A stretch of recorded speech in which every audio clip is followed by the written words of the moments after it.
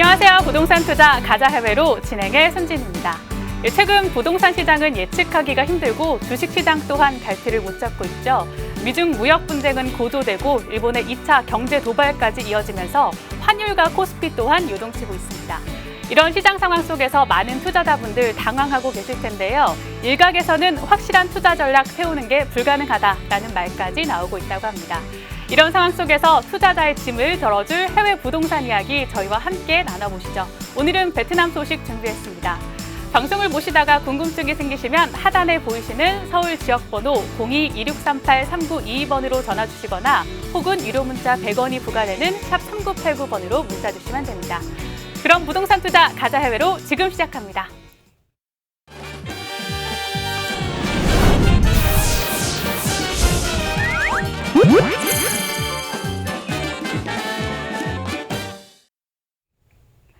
해외 부동산을 향한 거침없는 하이킥이 시작됐습니다. 아는 사람만 큰돈 벌 수 있다는 해외 부동산. 어떻게 하면 성공할 수 있을까요? 오늘도 저희 부동산 투자를 책임져줄 전문가 모셨습니다. 주식회사 카라의 김진선 대표 모셨습니다. 대표님, 안녕하세요. 예, 안녕하십니까. 예, 안녕하십니까. 주식회사 카라의 김진선입니다. 오늘도 유익한 정보 많이 받아가시는 시간이 되셨으면 합니다. 감사합니다. 네, 대한민국에서 부동산 투자가 가장 활발히 이뤄지는 곳 어딜까요? 바로 강남인데요. 이 베트남에도 강남과 맞먹는 지역이 있다고 합니다. 저희가 이전에도 여러 번 강조해드렸던 곳인데요. 바로 호치민 지역입니다. 대표님, 호치민 지역 부동산 동향 좀 소개해 주시죠. 예, 2017년, 2018년에 이어서 2019년 1, 4분기에도 베트남 부동산 경기는 굉장히 핫한 것 같습니다. 특히 그 베트남 부동산의 어떤 중심, 그리고 베트남 부동산의 어떤 척도라고 할 수 있는 호치민의 부동산 경기도 계속해서 좋은 것 같습니다. 오늘은 베트남 호치민의 1, 4분기 부동산 동향에 대해서 한번 말씀을 드려보도록 하겠습니다. 제일 우선 항상 부동산의 어떤 시장에서 제일 먼저 저희가 체크해야 될 부분이 부동산과 함께 경제 동향입니다. 그래서 경제 동향에 대해서 1, 4분기의 부동산 동향과 함께 베트남의 어떤 경제 동향에 대해서 한번 먼저 살펴보도록 하겠습니다. 여기서 표에서 보시는 게 세 가지 지금 도표가 나와 있는데요. 첫 번째 초록색 선이 호치민 지역의 어떤 경제 동향입니다. 그리고 두 번째 하늘색이 하노이 지역입니다. 그리고 세 번째가 가장 밑이 베트남 GDP 동향입니다. 이 세 가지 동향을 보는 이유는 각각의 특징이 있기 때문에 저희가 살펴보는 것이고, 이것을 바탕으로 해서 어떤 지역이 어떤 지역이 경기가 좋은지를 척도를 측정해 볼 수 있는 그런 것이라 하겠습니다. 우선 제일 먼저 베트남 전체로 봤을 때는 베트남은 역시 지금 2017년 이후에 GDP가 계속 성장이 되고 있고요.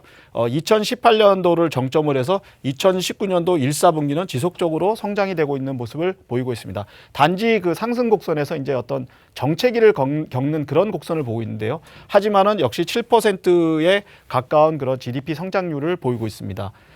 하노이 같은 경우도 마찬가지로 2017년 하반기를 정점으로 해서 약간 정체였던 모습을 보이고 있는데요. 하지만 하노이 역시 7% 이상의 GDP 성장률을 보이고 있습니다. 반면에 호치민 같은 경우는 보시다시피 2017년 하반기에 정점을 찍었다가 2018년 중반기에 약간 하락세를 보이는데 다시 지금 정점으로 치닫는 그런 모습을 보이고 있습니다. 그래서 베트남 전체 그리고 하노이와 비교했을 때 호치민의 경기는 지속적으로 좋은 것으로 나타나고 있습니다. 그 이유는 여러 가지 이유가 있겠지만 호치민에 있는 기업들, 그리고 특히 호치민 지역의 해외 부동산을 비롯한 여러 가지 투자가 지속적으로 이루어지고 있기 때문에 베트남 호치민, 특히 호치민 지역의 어떤 경기가 좋은 것으로 나타나 있습니다. 다음에 보실 부분은 전체적으로 베트남 쪽에 얼마나 투자가 돼 있는지에 대해서 한번 살펴보도록 하겠습니다. 1, 3분기에 토탈 베트남 전체 투입된 금액은 55억 불입니다. 55억 불이 전체적으로 해외에서 투자가 됐고, 그중에 79%가 제조업에 투자가 됐습니다. 저희가 주의 깊게 봐야 되는 부분은 제조업에 79%가 투자된 부분도 중요하지만 과연 해외 부동산 쪽에는 얼마큼의 금액이 투자됐는지를 한번 살펴를 봐야 되겠습니다. 약 해외 부동산 쪽에는, 그러니까 베트남 지역에 투자한 해외 투자하신 분들이 부동산 쪽에 투자하신 부분은 약 10%에 해당됩니다. 10%에 해당되는 금액은 무려 5억 달러입니다. 5억 달러가 베트남 부동산을 구입하기 위해서 해외에서 유입됐다고 보시면 될 것 같습니다. 이런 점을 미뤄봤을 때 베트남, 특히 호치민 지역의 부동산과 경제의 어떤 성장률은 2019년 1, 4분기에도 지속적으로 성장하고 있다는 것을 보여주고 있습니다. 네, 지난 시간에는 1년간의 큰 흐름을 살펴봤다면 오늘은 2019년 1사분기에 대해서 자세히 알아봤습니다. 네, 경제가 성장하고 또 투자가 이만큼 증가한다는 건 부동산 시장의 긍정적인 흐름이 아닐까 생각되는데요. 부동산 좀 더 자세히 알아볼게요. 대표님, 오피스 경우 임대료 상승 추세 이어가고 있나요? 예, 그러니까 말씀드렸듯이 베트남 경제가 좋아지고 호치민 경제가 좋아지면 제일 많이 저희가 살펴봐야 되는 부분이 오피스 쪽입니다. 왜냐하면 여러 해외 기업들이 진출하고 베트남 내에 있는 국내 기업들이 진출을 해서 어떤 오피스 사세 확장의 어떤 척도를 볼 수 있는 곳인데요. 역시 마찬가지로 오피스 임대료라든가 공실률에서 저희가 확실히 베트남 지역의 어떤 경기가 좋다는 모습을 굉장히 저희가 볼 수가 있습니다. 먼저 1사분기의 호치민 부동산 오피스 임대료에 대해서 한번 말씀을 드려보도록 하겠습니다. 2017년에는 약 전체 한 달 렌트료가 스퀘어미터당 한 40불 미만이었습니다. 40불 미만이었다가 지속적으로 상승이 됐다가 2018년도에는 거의 45불 선까지 올랐습니다. 현재는 46.31달러, 이거는 뭐 평균치이기 때문에 전체적으로 봤을 때 뭐 이거보다 더 올라가는 부분도 있고 더 떨어지는 부분도 있겠지만 전체적으로 46.31달러를 유지하고 있고 2019년 하반기에도 계속 이 금액은 이어질 것으로 보고 있습니다. 위에서 보시는 선은 A급 오피스, 다시 말씀드려서 시내에 있는 오피스라든가 좀 시설이 좋은 오피스를 말씀을 드리는 거고요. 밑에 있는 부분은 약간 중급의 오피스라고 보시면 될 것 같습니다. 주로 이제 내국인들이 많이 찾는 그런 지역이고 대로변보다는 이면 지역에 있는 오피스의 어떤 임대료라고 보시면 될 것 같습니다. 2017년에는 약 20불 수준이었다가 지속적으로 정체기를 겪다가 현재는 23.44달러입니다. 물론 이제 A급하고 B급의 차이는 말씀드렸듯이 위치라든가 어떤 시설의 차이가 있지만 중요한 부분은 A급 못지않게 B급의 오피스 가격도 지속적으로 오른다는 부분에 대해서 저희가 좀 관심을 갖고 보시면 좋을 것 같습니다. 2019년도 1사분기의 오피스 공실률입니다. 어떻게 보면은 저희가 임대료도 중요하지만 이 공실률이 굉장히 중요한 것으로 생각이 됩니다. 왜냐하면 공실률이 높고 공실이 많아지게 되면 임대료가 떨어지게 되는 부분인데 공실률이 계속해서 현재도 공실률이 별로 없기 때문에 임대료의 상승이 계속 이어진다고 보시면 될 것 같습니다. 위의 표가 A급이고 밑에 표가 B급입니다. 한번 보시면 A급 같은 경우는 2017년 같은 경우는 5% 정도의 어떤 공실률이 보였습니다. 그러다가 2017년 하반기에 공실률이 거의 8%, 7%, 8% 선까지 올랐었습니다. 그러다가 2018년에는 5% 미만 3%대로 떨어졌습니다. 그리고 현재는 3% 정도의 수준입니다. 3%의 정도 수준이라는 건 뭐냐면 전체 오피스가 만약에 100개의 룸이 있다 그러면 현재는 3개 정도만 공실이라는 부분입니다. 한국에서도 3%의 공실이라는 것은 굉장히 낮은 것을 보이고 있는데 베트남에서 3%라는 것을 보인다는 것은 거의 공실이 없다고 보시면 됩니다. 왜냐하면 뭐 임대 기간이 끝나서 나가는 부분도 공실률에 체크되어 있기 때문에 실질적으로 봤을 때는 거의 만실이라고 보시면 될 것 같습니다. 반면에 B급 오피스는 더 그런 추세가 더 공실이 더 적다는 것을 볼 수 있습니다. 거의 뭐 5% 미만에서 출발을 했다 지금은 2.6%, A급에 못지않게 B급도 공실이 거의 없다는 것을 볼 수가 있습니다.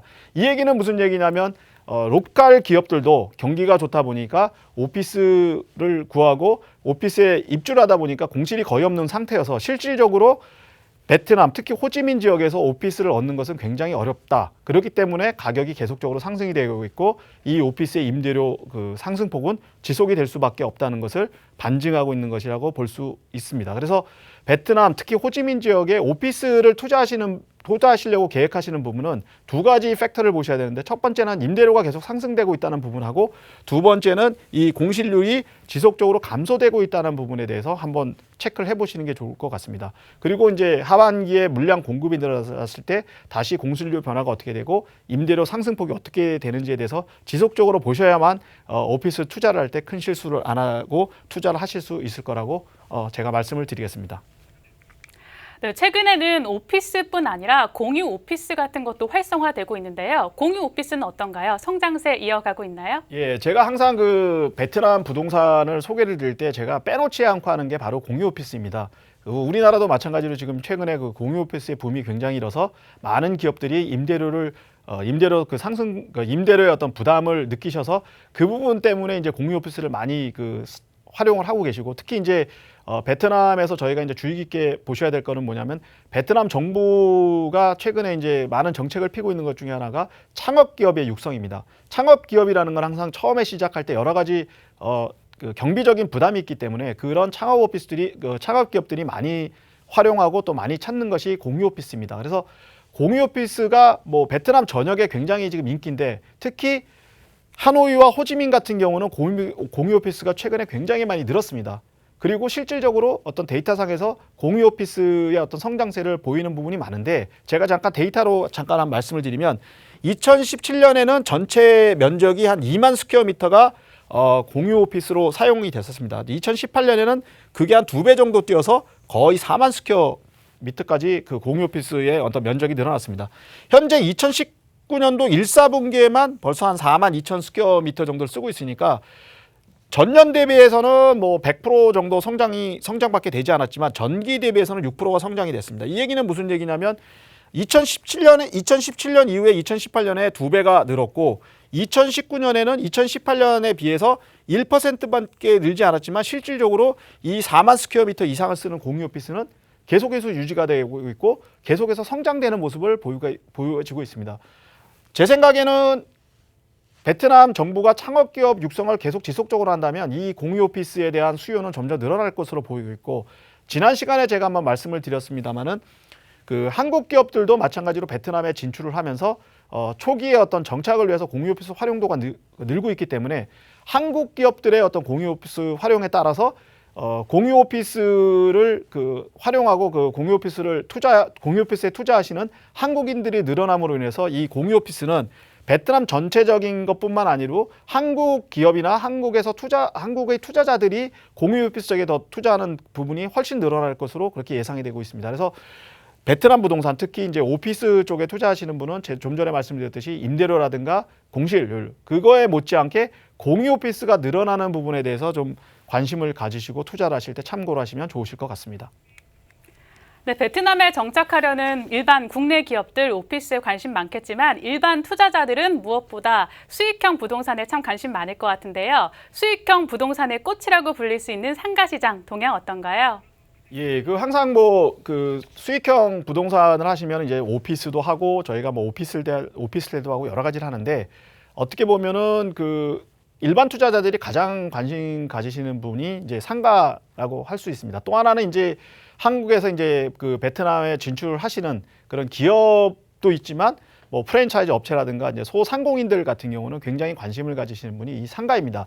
상가는 어떻게 보면은 제가 좀 전에 말씀드렸지만은 이제 오피스라는 거는 전체 경기의 어떤 척도라고 볼 수 있지만 어떤 베트남에 사시는 분들, 그러니까 베트남인들의 어떤 경제 동향이라든가 어떤 소비 동향을 측정하시는 데는 이 상가가 굉장히 큰 도움이 되실 거라고 생각을 합니다.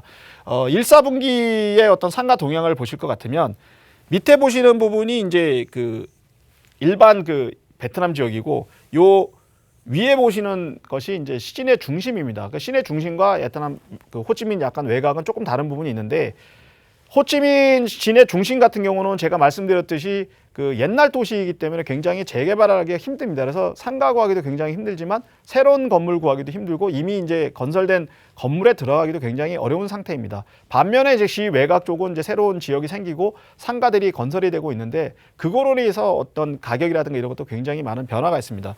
우선 이제 시내 같은 경우를 볼 것 같으면 1층 상가입니다. 1층 상가라는 거는 이제 대부분이 이제 저희가 흔히 얘기하는 이제 앵커 테넌트 굉장히 이제 중요한 그런 지역이고 또 이제 세계적인 글로벌 어떤 브랜드들이 입점하려는 그런 이제 지역인데 여기에 이제 현재 평균 월 임대료를 보실 것 같으면 거의 130불을 유지하고 있습니다. 그러니까 뭐 한 달에 스퀘어미터당 130불이면은 뭐 저희 돈으로 약 한 5만 원 정도 그리고 그거를 평당으로 환산을 하면 평당 한 50만 원 정도를 가지고 있어야 호치민시에 있는 상가의 1층에 들어가실 수 있다고 생각하시면 될 것 같습니다.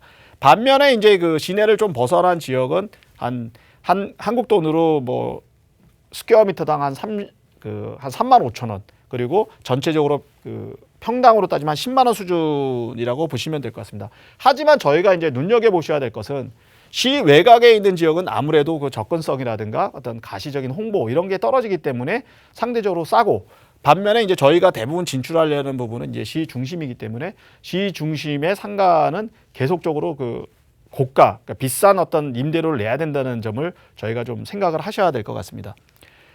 어떻게 보면 더 중요한 게 이제 공실입니다. 공실이 많으면 이제 가격도 떨어지고 저희가 들어가고 찾기가 쉬운데, 공실이 반면에 낮으면 굉장히 찾기가 어렵고 임대료도 많이 내야 되는 그런 어떤 부담감을 느끼실 수가 있습니다. 공실률을 전체적으로 볼 것 같으면 말씀드렸듯이 그 밑에 있는 요 지역이 이제 그 시내 중심이고, 그리고 위에는 이제 시 외곽이라고 보시면 될 것 같습니다. 중심 같은 경우는 뭐 2017년 이후에 지속적으로 2%대를 유지하고 있습니다. 이거가 이제 굉장히 중요한 게 뭐냐면, 2017년 이후에 제가 좀 전에도 말씀드렸지만 베트남의 특히 이제 호지민 같은 경우는 시 중심이 옛날 도시이고 이거를 재개발하는 데 한계가 있기 때문에 공실이 거의 없다고 보시면 될 것 같습니다.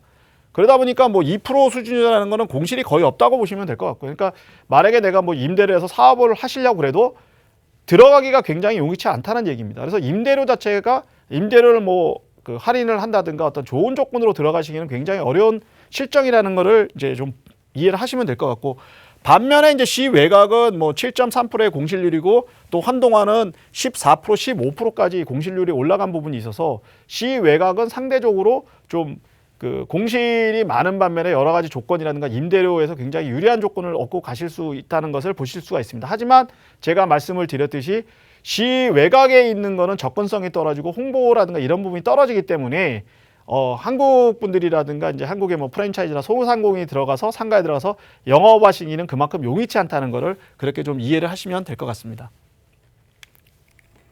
네, 베트남의 폭발적인 성장 잠재력 덕분에 많은 투자자들이 베트남에 모이고 있다고 합니다.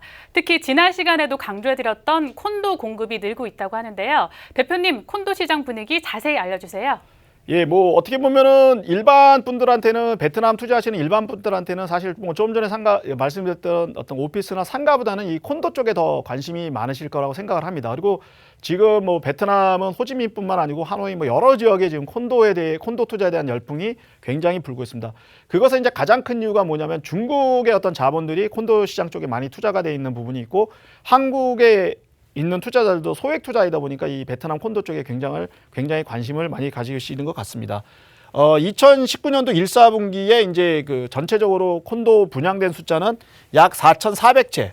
뭐 전체적으로 보면은 굉장히 뭐 많이 그 보이기도 하지만 호지민의 4,400채라는 거는 뭐 예년에 비해서는 굉장히 적은 숫자입니다. 보시면 2017년도 같은 경우는 전체적으로 뭐 그 분양된 게 분기별로 봤을 때도 거의 10,000채씩 이렇게 됐고, 2018년에도 마찬가지 10,000채씩 됐는데 지금 보시면 거의 4,000채라는 건 반 정도밖에 안 되고 있습니다. 그 가장 큰 이유가 뭐냐면 제가 말씀드렸듯이 이미 뭐 분양이 이미 다 됐고, 또 특별히 이제 지을 땅이 시 외곽밖에 없습니다. 시 외곽밖에 없기 때문에 이 분양 숫자가 이제 줄어든다는 부분이 있고, 더 큰 부분은 뭐냐면 베트남 정부에서 이제 어떤 그 투자자들이 너무 호지민 쪽에만 몰리다 보니까 약간 이제 허가라든가 이런 부분을 지연시켜서 이제 호지민 쪽에 있는 걸 좀 분산을 시키려는 부분이 있습니다. 그러다 보니까 실질적으로 2019년도 1사분기에는 단지 4,400채만 그렇게 분양이 되는 모습을 보이고 있습니다. 그래서 3년 이내에 지금 가장 최저치의 어떤 분양을 보이고 있고, 특히 이제 저희가 관심을 가져야 되는 거는 전체적인 숫자도 중요하지만 여기 보시는 이 빨간색 숫자입니다. 이 빨간색 숫자는 뭐냐면 이제 럭셔리 콘도라고 해서 외국인들이 주로 투자하시는 콘도입니다. 이 럭셔리 콘도 같은 경우도 보시면 뭐 거의 2017년은 없었지만 2018년, 2018년, 2019년에도 거의 물량이 없다고 보시면 됩니다. 그래서 이 소수 물량을 놓고 한국뿐만 아니고 전 세계에 있는 그 해외 투자자들이 베트남 콘도를 사기 위해서 투자를 하기 때문에 결국은 베트남 콘도 가격이 올라가고 물량이 적다는 부분을 저희가 이렇게 유추해서 보실 수가 있습니다. 다음은 이제 그 호찌민 지역의 콘도 판매 부분입니다. 콘도 판매는 뭐 공급되는 물량이 적다 보니까 콘도 판매량도 지금 그 들쑥날쑥합니다. 2017년 같은 경우는 거의 이제 10,000채씩 팔고, 2019년 같은 경우는 5,900채를 팔았습니다. 5,900채를 팔았다는 얘기는 뭐냐면 지난해 넘어왔던 그 재고 물량이 이제 2019년 1사분기에 다 소진이 돼서 공급량보다는 판매량이 한 1,500채 정도가 더 많은데, 그 이유는 말씀드렸듯이 재고 물량이 넘어왔다 보시면 되고, 항상 제가 말씀을 드립니다만 저희가 관심 가져야 될 거는 이 빨간색입니다. 빨간색은 실제로 뭐 거의 1,000개 이하씩 팔리다가 작년 말에 한 뭐 500채 정도가 팔렸습니다. 그러다가 1, 4분기에도 거의 뭐 100채, 200채 아주 소수의 물량이 팔릴 수밖에 없었습니다. 그러다 보니까 이제 그 럭셔리 콘도 같은 경우는 가격이 지속적으로 상승이 되고 있고 또 이것을 찾는 그 해외 분들이 많다 보니까 물건 자체가 없어서 물건 찾기가 굉장히 어려운 게 호지민 지금 콘도 시장의 현황입니다. 그래서 투자를 생각하고 계시다 그러면 어떻게 망설이시는 것보다는 만약에 좋은 물건이 있다 그러면 바로 투자를 하셔서 그 부분에 대해서 어떻게 활용을 하실 건지 그리고 분양하면 지금 시작해서 한 2, 3년이 걸리기 때문에 분양을 받을 거를 생각하신다면 입지가 좋고 여러 가지 환경이 좋다 하면 지금 바로 투자를 하시고 2, 3년 후에 어떻게 활용하실지를 생각하시는 것도 투자의 한 방법이 아닐까 그렇게 생각이 됩니다. 좀 전에 말씀드렸듯이 이제 그 여러 가지 그 물량이라든가 공급량이라든가 판매량에 따라서 현재 지금 그 콘도 가격도 굉장히 좀 많은 변화를 보고 있습니다. 뭐 밑에서 보시면은 이제 여러 가지 콘도가 있는데 세 가지 그 우리가 흔히 얘기하는 서민 아파트부터 그 중류층을 향한 그 상대로 한 아파트까지 거의 가격 변동이 없습니다. 하지만 이제 제가 항상 얘기 드리지만 해외에서 투자를 하시는 해외 투자 특히 한국에서 베트남 호지민 쪽에 투자를 하시려는 분 입장에서는 이 빨간색 선이 굉장히 중요한데요. 보시다시피 말씀드렸듯이 2017년대는 스퀘어미터당 거의 뭐 4,000불 정도 하던 게 지금은 거의 6,000불 수준까지 올랐습니다. 거의 가격이 뭐 2년 사이에 50% 정도가 상승이 된 모습을 보이고 있는데요. 제 예상으로는 이 그 지속적인 가격의 그 상승세는 올해도 지속이 될 것 같고 뭐 베트남 경기가 크게 나쁘지 않고 해외에 있는 자금이 지속적으로 유입이 되는 한은 이 추세는 계속 지속될 것 같다. 그렇게 제가 말씀을 드릴 수가 있겠습니다. 네, 부동산 시장에 영향을 미치는 요인들이 참 많은데요. 그중에서도 부동산 규모, 문화나 교육적 환경, 교통 등이 부동산 가치를 결정하기도 합니다. 이 중에서도 해외 부동산 보시는 분들 교통에 대한 관심 특히 많으실 텐데요. 대표님, 호치민 지하철 잘 형성돼 있나요? 예, 지금 베트남에는 지하철이 없습니다. 지금 현재 그 호치민하고 하노이하고 열심히 지금 그 지하철 공사를 하고 있는데요. 아직까지는 이제 지하철이라는 게 지금 베트남엔 들어와 있지 않고요. 이 베트남에 이제 지하철이 들어오게 되면 굉장히 어떤 지각 변동이 많이 일어날 것으로 예상이 되고 있습니다. 그래서 현재 봐서는 2020년 정도에 지금 개통을 할 예정으로 돼 있고 아마 그 개통이 되고 나서는 여러 가지 변화가 있을 거로 그렇게 예상이 됩니다. 네, 이외에도 다양한 노선 등이 진행 중이라고 하는데요. 대표님 어떤 것들이 있을까요? 예, 우선은 이제 그 지하철 동향에 대해서 잠깐 말씀을 드리겠습니다. 현재 6개 라인을 지금 그 베트남 호치민은 계획을 하고 있고요. 베트남 호치민 같은 경우는 2006년에 이거를 계획을 했습니다. 그리고 2012년에 이제 1호선 착공을 했습니다. 왜 1호선이 중요하냐면 1호선이 이제 그 베트남 그 호치민 시내에서 동쪽으로 가는 라인입니다. 그리고 이제 거기에 공단이라든가 이런 지역을 지나는 그런 라인이 되는데요. 현재 2012년에 착공을 해서 당초에는 2017년에 완공 예정이었습니다. 그런데 2017년에 완공을 예정을 해서 여러 가지 이제 거기에 맞춰서 뭐 콘도도 짓고 여러 가지 상가도 짓고 했었는데 이게 지금 계속해서 연기가 되고 있습니다. 연기가 되고 있는 가장 큰 이유는 뭐냐면 이 자금이 이제 일본의 어떤 자이카 자금으로 그 건설이 됐습니다. 일본에서 이제 ODA 사업으로 진행을 했는데요. 그 ODA 사업이 뭐 전량 그 투자를 하는 게 아니고 일부를 투자하고 일부는 베트남 정부에서 그 지원을 해서 이 사업을 하기로 했습니다. 근데 일본의 자금은 계속해서 투입이 되고 있는데 베트남에 있는 자금이 투입이 되지 않다 보니까 베트남 쪽에 있는 그 건설회사들이 그 작업을 중단하는 경우가 굉장히 많았습니다. 그거로 인해서 베트남 이제 그 호치민 지하철 1호선 건설이 지연되고 있고요. 현재 지금 자금 사정으로 인해서 일본 자체도 이제 더 이상 건설을 못하겠다, 그 호치민 지하철 건설을 못하겠다고 얘기를 했을 정도로 심각을 했었는데 최근 들어서 이제 호치민 정부하고 베트남 정부에서 어떤 보증을 하고 공사를 재개하게끔 했습니다. 그리고 이제 어떤 일이 있어도 2020년에는 이거를 완공하겠다 이렇게 지금 발표를 했기 때문에 베트남인들뿐만 아니고 베트남 쪽에 부동산을 투자하시는 분들 입장에서는 지금 2020년에 지하철 완공을 굉장히 기다리고 있는 그런 실정입니다. 네, 지하철 같은 교통이 부동산 시장에는 실로 엄청난 영향을 미친다고 볼 수 있는데요. 더블 역세권인지 트리플 역세권인지에 따라서 부동산 가격이 결정되기도 합니다. 특히 유동인구가 많이 모이면서 상업시설이나 편의시설 증가하면서 호재를 이루기도 하는데요. 대표님, 2020년 1호설 개통될 경우 부동산 시장에 어떤 영향이 있을지 궁금한데요. 예, 지금 뭐 사실은 그 호치민 하노이 지금 지하철이 열심히 지금 그 공사가 지금 진행되고 있는데요. 저희 나라만 생각해 보시면 굉장히 이게 뭐 이해하시기가 좀 빠르실 거라고 생각하십니다. 왜냐하면 이제 한국 같은 경우가 이제 부동산 시장의 어떤 지각 변동이 오고 현재의 어떤 부동산의 어떤 그 시세라든가 지형이 형성된 거는 1975년도에 이제 74년도에 우리나라에 이제 지하철 1호선이 건설되면서 시작이 됐고요. 실질적으로는 이제 1980년대에 지하철 2호선 서울 순환선이 완공이 되면서 지금의 어떤 역세권이라든가 지형이 완성이 됐다고 보시면 될 것 같습니다. 지금은 저희가 이제 그 서울 같은 경우 가장 최고의 그런 역세권으로 그 치고 있는 강남역, 그리고 홍대역, 건대역 이런 지역들 같은 경우는 1980년대에는 뭐 거의 그 지하철이 생기기 전까지는 그다지 이렇게 인기가 많은 곳이 아니고 사람들이 많지 않은 그런 곳이었습니다. 그랬는데 이제 지하철 2호선 말씀드렸듯이 서울 순환선이 생기고 나서 어떤 역세권이라는 개념도 생기고 지금에 말씀드렸던 그런 상권들이 형성되기 시작했습니다. 거기에 덧붙여서 이제 지하철 뭐 3호선, 4호선, 5호선이 생기면서 우리 그 진행자분께서 말씀을 하셨지만 더블 역세권, 트리플 역세권이 생기면서 유동 인구가 많아지면서 굉장히 이제 큰 상권들이 형성되고 그거에 따라서 이제 어떤 부동산 가격의 어떤 변동이 많이 생겼습니다. 마찬가지로 2020년에 그 호치민 지역의 지하철 1호선이 완공되면 베트남 지역의 어떤 지각 변동이 일어나지 않을까 그렇게 예상이 되고 있습니다. 잠깐 그거에 대해서 말씀을 드리면 우선 이제 상권 자체가 변화합니다. 현재는 뭐 역세권이라는 게 역세권의 어떤 개념이 그 호치민뿐만 아니라 베트남 전체에 없습니다. 하지만 역세권이 생기게 되면 그 지하철을 이용하는 사람들이 유동인구가 많이 생기기 때문에 역세권이라는 게 생기게 됩니다. 왜냐하면 지하철을 타고 오르내리고 하다 보면 그 지역을 중심으로 식당이라든가 뭐 여러 가지 이제 상권들이 형성되고 유동인구가 많아지니까 그거의 어떤 그 유동인구를 흡수하기 위한 어떤 상점들이 많이 생길 거라고 생각이 됩니다. 그래서 역세권이라는 이제 개념이 생겨서 상권의 변화가 생길 게 분명하고요.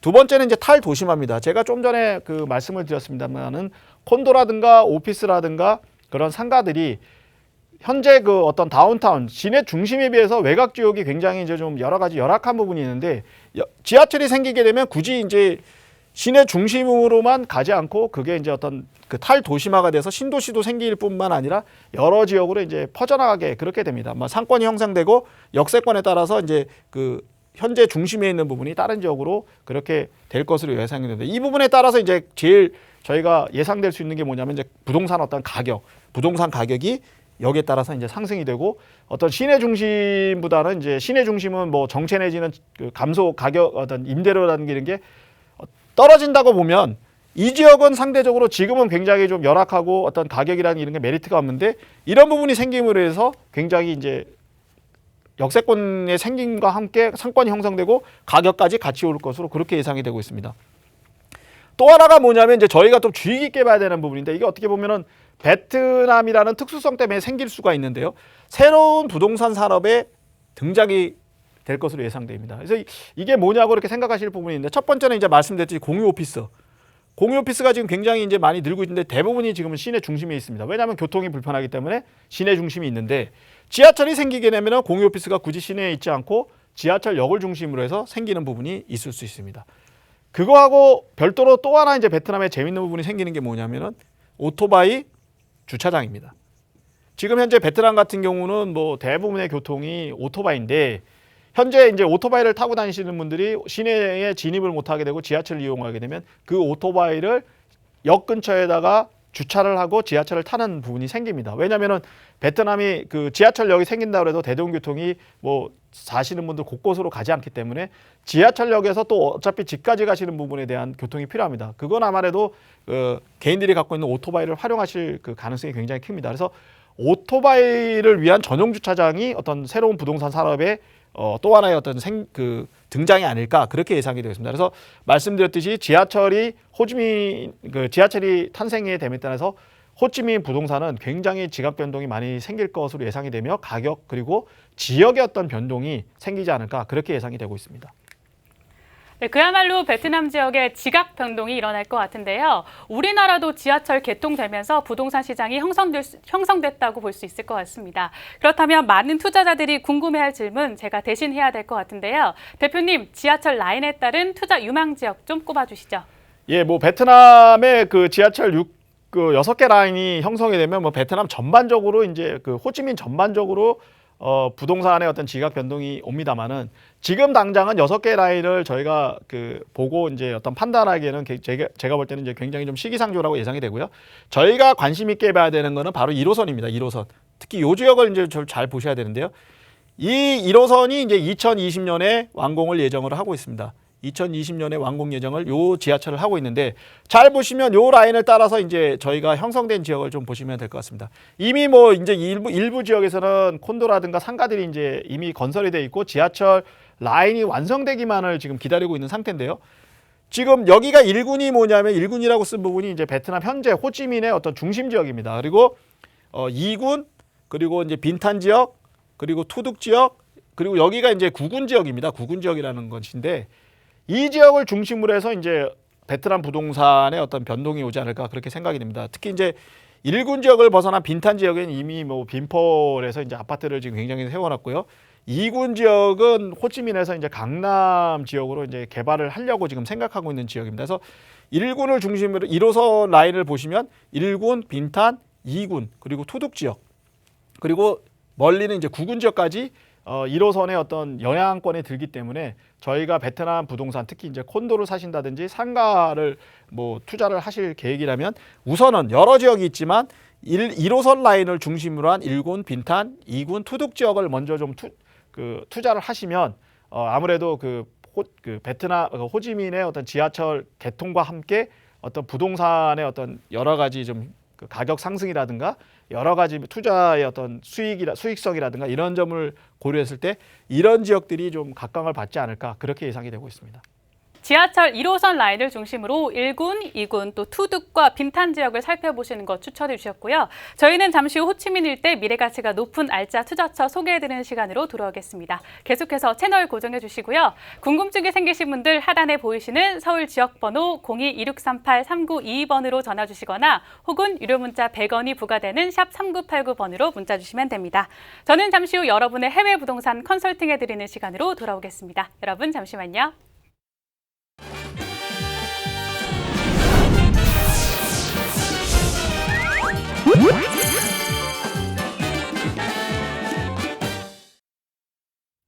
네, 해외 부동산에 대한 관심이 높아지면서 이 고민 또한 깊어지는 분들 참 많으시다고 하는데요. 오늘은 어떤 투자자가 해외 부동산 관련 고민 가지고 오셨을지 화면으로 함께 만나보시죠. 네, 안녕하세요. 저는 30대 직장인입니다. 최근 휴가 겸 투자처를 찾기 위해 베트남 투자 여행을 다녀왔습니다. 직접 베트남으로 가보니 투자에 대한 열의가 막 솟구치더라고요. 제 고민은요, 아파트와 오피스 이 둘 중에 어떤 곳을 투자하는 것이 미래 가치가 높을까 하는 것입니다. 제가 나이도 젊고 하니 좀 공격적인 투자를 하고 싶거든요. 베트남, 아파트와 오피스 어디에 투자하는 것이 좋을까요? 네, 30대 직장인이 보내주신 투자 고민 사연 들어봤습니다. 실제로 30, 40대 직장인들 사이에서는 투자 여행이 인기라고 하는데요. 여행 패키지가 나왔을 정도로 선풍적인 인기를 끌고 있다고 합니다. 이 가용할 수 있는 금액으로 중심 지역에 투자를 할 수 있다는 것이 큰 매력이 아닐까 생각이 드는데요. 대표님, 이 여행과 투자 두 마리 토끼를 잡을 수 있는 이 투자 여행 어떻게 생각하시나요?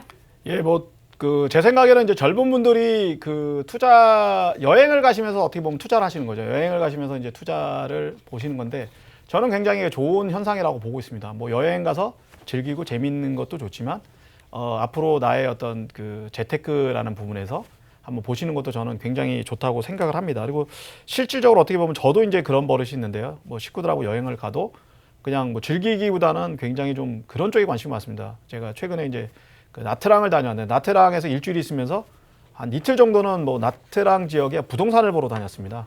뭐 제가 투자를 한다는 것보다 뭐 제 어떻게 보면 직업병의 일종인데 젊었을 때 이제 이런 거를 하시게 되면은 여행도 하지만 또 그 지역도 이해를 하고 재테크 쪽에 이제 어떤 그 여러 가지 아이디어도 얻으실 수 있고 그래서 저는 굉장히 이게 그 젊은이들 사이에서 이런 부분이 이루어지고 있다는 것에 대해서 굉장히 좀 박수를 좀 치고 싶고요. 앞으로도 좀 이런 부분에 좀 관심을 갖고 많이 좀 하셨으면 좋을 것 같다는 생각입니다. 네, 이 의뢰인이 고민하는 부분은 아파트와 오피스인데요. 저의 경우에는 이 베트남 한 달 살기가 꿈이라서 아파트에 투자하는 것이 더 좋을 것 같은데 이 오피스도 또 다른 장점이 있을 것 같아요. 예. 이 두 차이점이 어떤 게 있을까요? 예, 제 생각은 이렇습니다. 이게 오피스라는 게 이제 오피스텔을 얘기하는 것 같고요. 그다음에 이제 아파트라는 게 이제 콘도를 얘기하는 것 같은데요.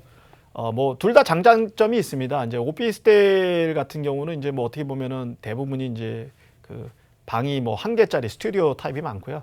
아파트 같은 경우는 베트남은 거의 스튜디오 타입은 없고 이제 방이 2개, 3개 이런 차이가 있습니다. 그래서 이거는 이제 장단점이 있는데 오피스텔 같은 경우는 어떤 부분이 있냐면 가격이 좀 싼 부분이 있고요. 가격이 싸다는 부분이 있는 반면에 이제 좀 한정적입니다. 물량이. 왜냐하면 베트남 같은 경우는 이제 오피스텔용으로는 따로 짓는 게 없습니다. 그리고 대부분이 오피스 크게 져서 뭐 쓰는 부분이어서 좀 한정적이라 투자를 하시기에 좀 어려운 부분이 있고요. 콘도는 반면에 뭐가 문제냐면 이제 크다 보니까 만약에 내가 살지 않고 수익형이라고 그러면은 여러 가지 좀 어려운 부분이 있습니다. 근데 이제 제가 여러 번 말씀을 드립니다만은 베트남 같은 경우 최근 트렌드가 여행하는 사람들이 에어비앤비를 많이 활용을 해서 최근 들어서 콘도들 보면은 에어비앤비로 내놓으신 게 굉장히 많습니다. 그래서 그런 쪽으로 생각하시면 에어비앤비로 하시게 되면 내가 가서 베트남 가서 한 일주일 정도 있으면 그거 이용하시고 나머지 기간은 에어비앤비로 활용하시는 것도 어떤 투자의 방법이 아닐까. 그렇게 이제 저는 또 생각이 되기 때문에 오피스나 콘도나 뭐 큰 수익형에서는 큰 차이가 없지만 활용도 면에서는 좀 콘도 쪽이 더 있지 않을까 그런 생각이 듭니다. 네, 의뢰인은 미래 가치가 높은 곳에 공격적인 투자를 하고 싶다고 말씀해 주셨습니다. 대표님, 맞춤 컨설팅 부탁드립니다. 예, 좀 전에 말씀드렸듯이 이제 콘도하고 오피스의 차이는 오피스텔 같은 경우는 물량이 적어서 투자하기가 좀 어렵다는 부분이 있고요. 콘도는 상대적으로 이제 분량은 많은데 문제가 이제 가격이 좀 높다는 부분입니다. 그래서 제 생각은 이제 첫 번째로 생각하셔야 될 게 내가 가용할 수 있는 자금이 얼마큼 될 것이냐. 가용할 자금이 뭐 많지 않다 그러면 상대적으로 이제 스튜디오가 가격이 싸기 때문에 오피스텔 쪽에 투자하시는 게 좋을 것 같다는 생각이고요. 가용할 자금이 어느 정도 되신다 그러면 제 생각은 콘도에 투자하시는 게 여러모로 좀 나으실 것 같다는 생각이고요. 실질적으로 이제 또 저희가 좀 주의 깊게 보셔야 될 게 뭐냐면 베트남 부동산 동향 좀 전에 말씀을 드렸습니다만은 콘도 지역이 계속 가격이 오르고 있다는 부분을 저희가 생각을 해야 됩니다. 그리고 콘도 지역은 계속해서 이제 베트남 쪽 인구가 늘어나기 때문에 계속해서 이제 투자를 하고 어떤 개발을 하기 때문에 그런 쪽을 고려를 하시면 이제 콘도가 훨씬 좀 낫지 않을까 그렇게 생각이 됩니다. 다만 제가 다시 한번 말씀을 드리겠습니다만 제일 중요한 게 내가 가용할 수 있는 금액입니다. 가용할 수 있는 금액에 따라서 우선 좀 판단하시고 금액이 많으시다 그러면 제 판단으로는 콘도가 더 낫지 않을까 그렇게 생각이 됩니다. 대표님께서 여러 번 가용할 수 있는 금액에 대해서 강조해 주셨는데요. 이 금액이 가능하다면 콘도 지역에 투자하는 것이 조금 더 좋을 것 같다라고 말씀해 주셨습니다. 방송 보시다가 나도 해외 컨설팅 받고 싶다 하시는 분들 지금 바로 하단에 보이시는 서울 지역번호 02-2638-3922번으로 전화 주시거나 혹은 샵 3989번으로 문자 주시면 됩니다. 저는 잠시 후 베트남에 위치한 미래가치가 높은 알짜 투자처 가시고 다시 돌아오겠습니다.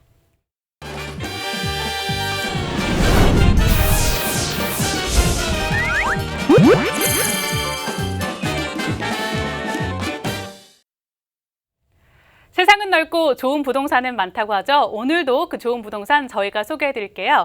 오늘은 호치민에 위치하고 있는 알짜 투자처 준비했습니다. 베트남에 투자 계획 가지고 계신 분들 혹은 궁금증 계신 분들은 서울 지역번호 02-2638-3922번으로 전화 주시거나 혹은 유료 문자 100원이 부과되는 샵 3989번으로 문자 주시면 됩니다. 그럼 해외 부동산 알짜 투자처 화면으로 함께 만나보시죠. 베트남 호치민 콘도 물건입니다. 위치는 베트남 호치민시 구군 일대에 위치하고 있고요. 구조는 총 44,000세대가 분양 예정입니다. 외국인 대상으로는 전체 물량의 30%인 3룸과 2룸으로 구성되어 있습니다. 예상 실투자금은 제곱미터당 1,200에서 1,500달러입니다. 네, 베트남 호치민 콘도 물건 알아봤습니다. 구군 일대에 위치하고 있는데요. 전에도 설명해 주셨던 구군 일대 위치, 입지 요건은 어떻게 되나요? 예, 베트남 이제 호치민시 구군에 위치하고 있는 이 콘도 같은 경우는 최근 들어서 이제 말씀드렸듯이 이제 시 외곽을 벗어나서 이제 짓는 그런 대형 프로젝트입니다. 그래서 굉장히 이제 관심들을 많이 가지시고 있고 사실은 이제 구군 지역 같은 경우는 어떻게 보면은 현재 어떻게 보면 호지민시 내에서도 별로 각광을 받지 않은 지역이었는데 아마 이 콘도 프로젝트가 진행되면서 굉장히 많은 분들이 이제 구군 지역에 어떻게 보면 관심을 가지시고 많은 투자를 하지 않을까 그렇게 생각이 됩니다. 우선 구군 지역에 대해서 한번 좀 말씀을 드리겠습니다. 이 지도가 이제 좀 선명하지 않아서 잘 안 보이시는 부분이 계시겠지만 한번 제가 설명을 드리도록 하겠습니다. 요 까맣게 보이는 게 뭐냐면 제가 지금 표시하는 부분이 이제 좀 전에 말씀드렸던 지하철입니다. 베트남 호지민의 지하철 1호선입니다. 이 1호선 라인을 따라서 쭉 가시다 보면은 이제 뭐가 있냐면은 거기에 공단 지역이 좀 있습니다. 공단 지역이 이제 2개 정도가 있는데요. 저희가 이제 사이공 하이테크 파크라고 해서 이제 굉장히 베트남 호지민에 있는 글로벌 기업들이 이곳에 위치하고 있습니다. 첫 번째 있는 사이공 하이테크 파크 지역에는 대표적인 기업이 어디냐면 미국의 인텔사입니다. 인텔사가 여기에 들어와 있고요. 그 밑에 있는 사이공 하이테크 파크 2차에는 누가 들어와 있냐면 삼성이 들어와 있습니다. 이 얘기는 무슨 얘기냐면 베트남 쪽에서 호지민 쪽에서 구군 지역은 특히 어떤 지역이라고 보시면 되냐면 공단 지역이라고 보시면 됩니다. 공단 지역. 공단 지역이라는 거는 뭐를 얘기하냐면 많은 일자리가 있고 많은 사람들이 모이는 지역이라고 보시면 될 것 같습니다. 또 하나는 말씀드렸듯이 인텔과 삼성 같은 외국 기업들이 많다 보니까 외국의 어떤 여기 베트남에 와서 일하시는 외국인들도 굉장히 많다고 보시면 될 것 같습니다. 그러다 보니까 이제 구군 지역은 어떤 지역으로 각광을 받냐면은 공단 지역에 거주하시는 분들이 구군 지역에 어떤 집을 원하시고 또 거기에 어떤 집이 있으면 살기를 원하시는 그런 곳이라고 말씀을 드릴 수가 있습니다. 하지만 현재 상황은 어떠냐면은 구군 지역에는 거의 거주할 수 있는 지역이 별로 없습니다. 왜냐하면 말씀드렸듯이 대부분이 호지민 같은 경우는 시내 중심으로 개발이 됐고 벗어나면 2군이나 빈탄 지역의 빈탄 지역을 중심으로 해서 프로젝트들이 진행됐기 때문에 구군은 그동안의 어떤 개발 지역에서 굉장히 소외됐던 그런 지역입니다. 그래서 투자 지역이 거의 이루어지지 않고 대부분이 멀리서 공단 지역으로 이렇게 출퇴근하시는 분들이 많았는데 만약에 이제 이 프로젝트가 진행이 된다 그러면 구군 지역 1군이라든가 2군, 7군 지역에서 이쪽으로 오시는 분들이 굳이 오실 필요 없이 이곳에 있는 아파트를 구입을 하셔서 이곳에서 이제 어떤 거주를 하시면서 직장으로 다니시는 그런 일이 많을 거라고 예상이 됩니다. 그래서 구군 지역이 현재는 굉장히 호지민에서 외곽 지역이고 좀 벗어난 지역이지만 앞으로는 구군이 어떤 호지민의 중심 지역으로 바뀔 수 있는 그런 지역이라고 보실 수가 있습니다. 이 부분을 좀 인공위성 사진을 비해서 다시 한번 말씀드리겠습니다. 현재 말씀드렸던 이곳이 프로젝트 예상 지역입니다. 그리고 말씀드렸듯이 여기가 이제 삼성이 있는 그런 사이공 하이텍 파크 2차입니다. 그리고 인텔이 있는 사이공 하이텍 파크 1차입니다. 그리고 건너편에는 이제 골프 파크가 지금 있고요. 여기가 이제 시내고 앞으로 하이테크 파크 3차가 건설될 예정지라고 보시면 될 것 같습니다. 이렇게 보시면 저희가 이제 흔히 아파트들도 그렇고 상가들도 그렇고 항상 얘기되는 항아리 상권이라는 걸 말씀드립니다. 항아리라는 거는 항아리 모양 같이 들어와서 이제 나갈 데 없어서 그 안에 다 갇힌다는 부분을 얘기를 드리는데 여기 보시면 지금 현재 공단이 벌써 2개가 조성돼 있고 3차까지 있으면 3개가 있습니다. 3개 지역에 있는 공단에서 결국은 이쪽으로 인구가 유입될 수 있는 그런 위치라고 보시면 될 것 같습니다. 그래서 이 지역의 프로젝트가 진행이 되면 아마도 이 공단 쪽에 근무하시는 분들 외국인뿐만 아니라 내국인도 이 아파트 쪽에 굉장히 관심을 가지시고 투자를 하지 않을까 그렇게 생각이 됩니다. 그리고 좀 전에 말씀을 드렸듯이 지하철 1호선이 2020년에 개통이 되면 지금은 시내에서 이동하는 게 여러 가지 힘들고 그런 부분이 있었지만 2020년 이후에는 지하철 이동이 굉장히 좋아지기 때문에 그런 점을 봤을 때 이 지역이 굉장히 로케이션상으로 입지 여건상으로 보면은 투자자들 특히 베트남뿐만 아니고 한국에서 콘도를 투자를 하시려고 하시는 분들 입장에서는 굉장히 좋은 그런 입지 여건을 가졌다고 보시면 될 것 같습니다. 다시 한번 종합해서 말씀드리면 아파트 쪽에서 가장 투자의 포인트가 뭐냐면 직주 근접입니다. 직주 근접.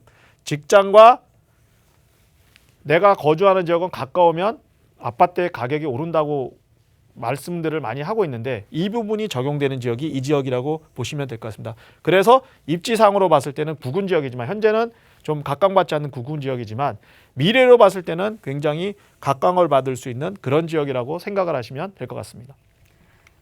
네, 구군 지역이 시 외곽에 벗어난 대형 프로젝트가 진행 예정이고 특히 공단 지역이기 때문에 유동인구가 많아질 가능성이 크다라고 말씀해 주셨습니다. 이 건물 특징으로는 어떤 것들이 있을까요?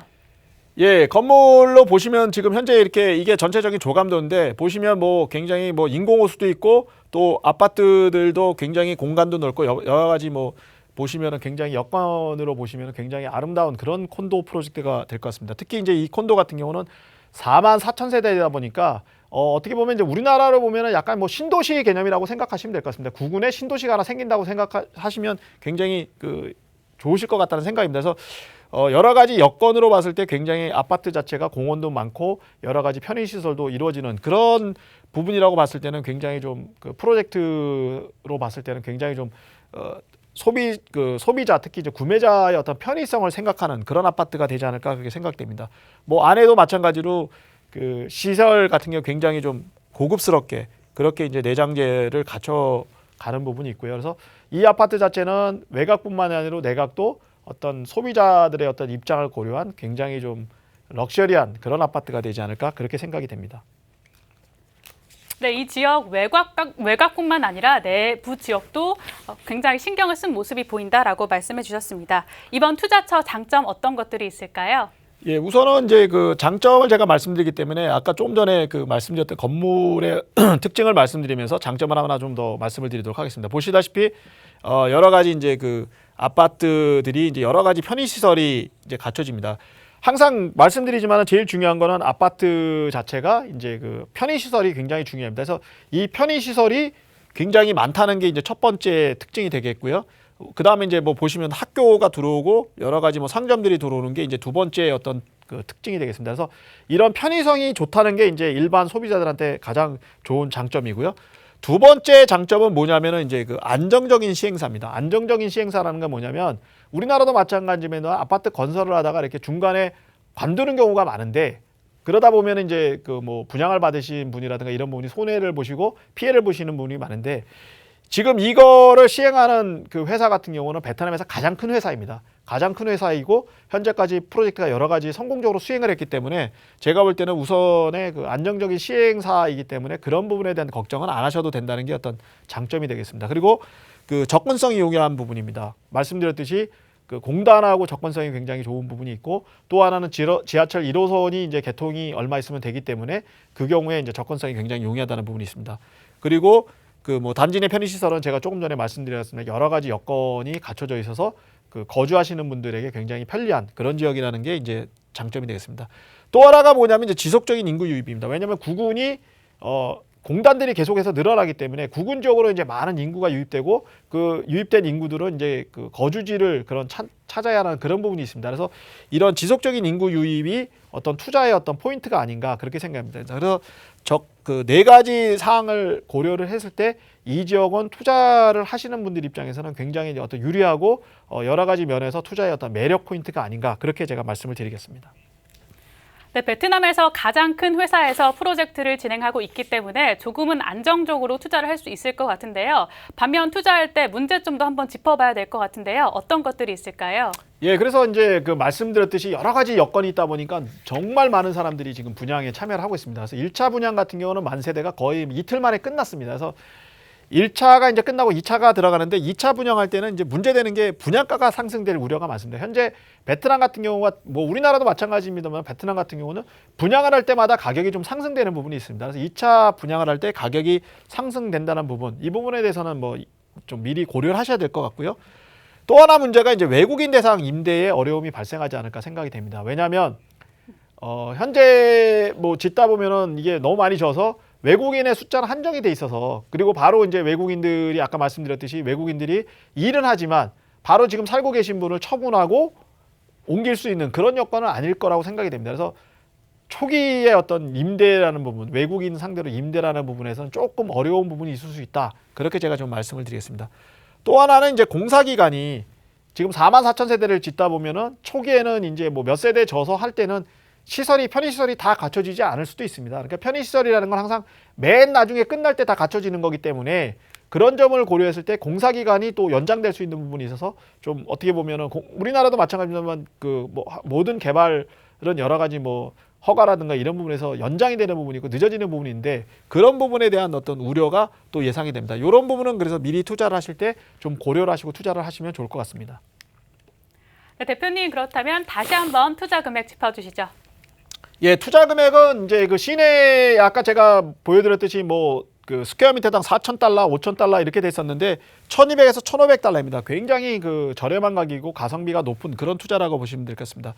1차 분양은 이미 만세대가 분양이 완료됐고 해서 2차는 분양 가격이 좀 오를 거라고 예상이 되고 있습니다만은 그렇게 봤을 때 이제 1,200에서 1,500달러인데 이 금액이 이제 얼마큼 인상될 거는 지금 뭐 당장은 제가 확답은 드릴 수 없지만은 분명한 거는 이제 1,500달러 이상으로 분양이 시작되지 않을까 그렇게 예상이 되고 있습니다.